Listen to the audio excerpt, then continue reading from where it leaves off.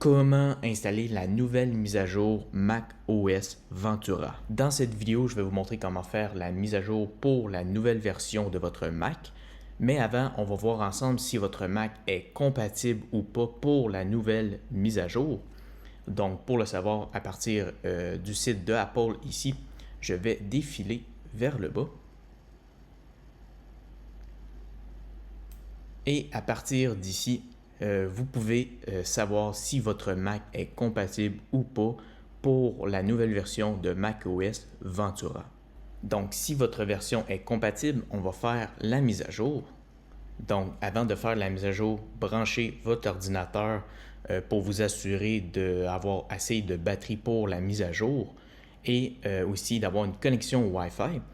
Puis, une dernière chose avant de faire la mise à jour de votre ordinateur, il est bien important de sauvegarder votre Mac. Donc, grâce à Time Machine ici, vous pouvez sauvegarder votre Mac. Donc, je vous conseille de le faire avant de faire une mise à jour et également avant de faire chaque mise à jour. Ça réduit les risques de perdre des données. Donc, si jamais ça arrivait que vous perdez des données, au moins votre Mac sera sauvegardé avec Time Machine. Donc voilà, pour ma part, je suis en train de sauvegarder mon Mac. Puis après avoir sauvegardé mon Mac, je vais télécharger la nouvelle mise à jour. À partir d'ici, donc je vais cliquer sur la petite pomme et aller dans Préférences système.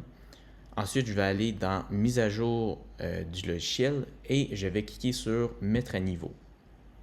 Je vais accepter. Puis, je vais mettre le mot de passe de l'ordinateur.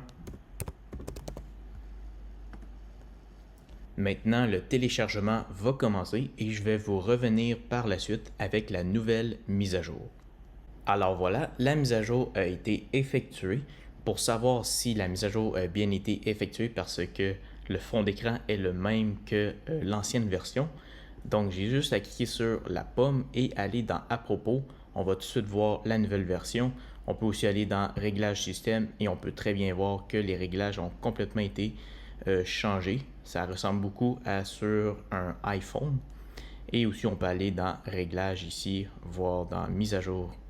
Et on peut voir que la mise à jour macOS Ventura a été effectuée.